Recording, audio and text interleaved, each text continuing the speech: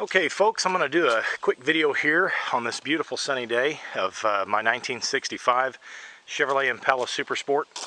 Of course the car is real photogenic and it's got a whole lot of great curb appeal, but there's a lot of things that I kind of want to go over with you about the car specifically that you can't see in the 24 pictures and the, all the description on eBay. So just to kind of go over front to back, give you an overall look at the car, all its goods, all its bads, that way everybody's happy with the car as much as I've been. So anyway, 65 Super Sport. This is a numbers matching Super Sport. It's got the 283 with a 2-speed power glide. The engine is quiet. It just runs beautifully. No ticks, no tacks, no noises, no issues. Of course, it's got a recent tune-up, plugs, wires, cap, fuel filter, things of that nature. But it does still have the ID tag on the firewall. Of course, it's manual brakes, single reservoir master cylinder, power steering. Inside here is all real good and solid. Core support, inner fenders, really nice. Cowl area, same story there. The paint really needs to be buffed out on the top side. Down the sides it's got a real good sheen to it, but top side it probably needs a good buff. Of course, you got some old paint underneath the hood. Again, with this side of the cowl. Now chips and scratches, we got quite a bit of that going on just in different places throughout the car. Turn signals, headlights, high beams, low beams, everything works. Again, I could focus all day on chips and little scratches, little imperfections, as you can see. The car's had some undercoat put on it to kind of help preserve it a little bit underneath. It's got the original 14-inch wheels and 14-inch SS caps. The car's got some Bondo down in here, down along the bottom side of the body on the lower fenders. Chips, some scratches. Got some door damage here, some rust. This wheel well opening, it's got some Bondo in it. A lot of Bondo in it, actually. The rest of the quarter panel's in real good shape. The wheel well opening was probably the worst. Of course, chips, a couple of little chip dings there. The top, as you'll notice in the pictures, it's going to need a new top.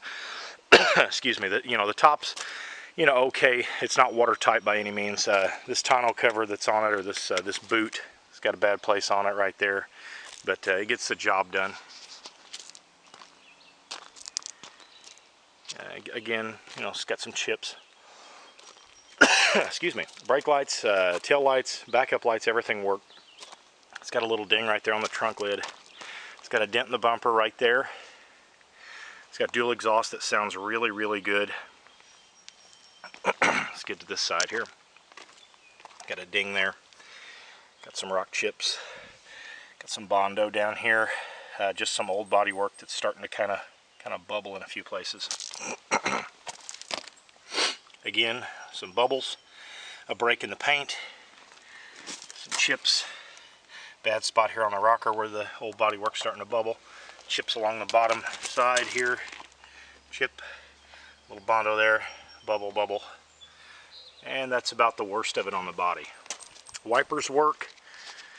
Inside is basically all original. Back seat's in really good shape. For a driver car. It's not a show winner by any means. The power windows do work. When the car was painted, it wasn't jammed out properly, so you do have a kind of a black inner door jamb. Driver's seat's got some bad places on it, some splits in the seams. The seat backs are in really good shape. The dash and instrument cluster is really, really nice and clear and clean. All the gauges work. The speedometer works great. This car has actually 109,000 original miles. This car runs excellent. Just quiet. It's got a good grumble to it. Horn works. It's, like I say, it's 2-speed power glide. It's the original console with the clock in it. The original owner's book is in the glove box with a bunch of miscellaneous receipts.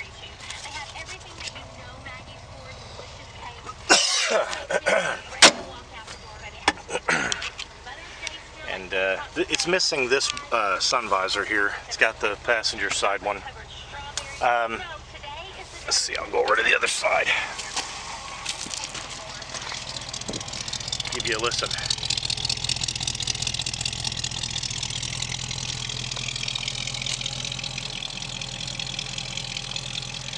Car sounds really good. It's really got a good quiet rumble to it. Again, with this door jamb, it wasn't jammed out properly. And as you'll notice, the switches on the driver's side door for all four of your power windows. I do have an accelerator pedal also that is under the seat that was never installed. That goes with it. This door here has, for some reason, a manual window assembly in it, but it does still have the switch and all of the wiring to plumb it all back in. I'm guessing that this car at one time may have taken a hit on this door, and they swapped out the door with a manual window door, which you know, if you wanted to go back original, you might change that, but the door panel matches perfectly with the interior, so you know, that'd be at your discretion.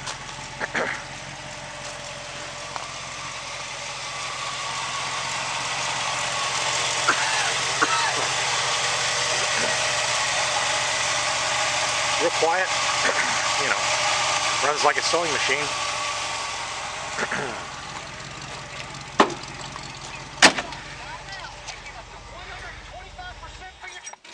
I do want to open the trunk again and show you in there and show you underneath the car as well.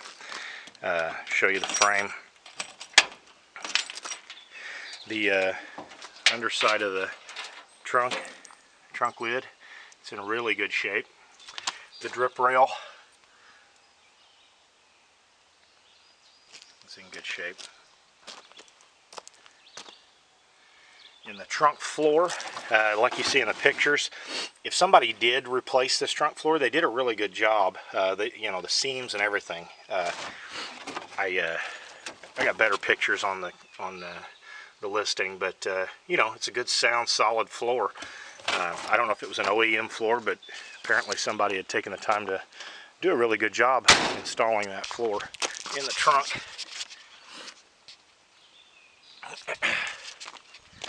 The passenger side frame rail and floor pan.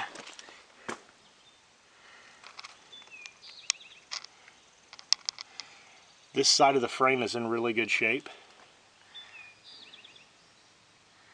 There's a look at the floors. I hope you can see this. It's got some cherry bomb mufflers that sound really good. Here's the frame here. The floor pan. The car does have, within the last few years, it's had new front coil springs and front and rear shocks put on it. Here's probably the worst part of the whole car is this driver's side frame rail. Let's see, from about here to right about there, there's a bad spot in the inside portion of the frame rail. That'll need to be patched, you know, eventually. If you guys got a lift, it'd be great to go ahead and patch that. The rest of the floor pan and everything looks to be in really good shape. Maybe a few little pinholes here and there, but as a whole it looks to be really sound. So, but like I say, if you have any questions, any other specific areas you want pictures of, feel free to call me or send me an email. I'll do my best to get the pictures out as soon as possible. Whatever you need, however many pictures, it's not a problem. So anyway, thanks for checking out the Super Sport, and like I say, if you have any other questions, feel free to call. Thank you.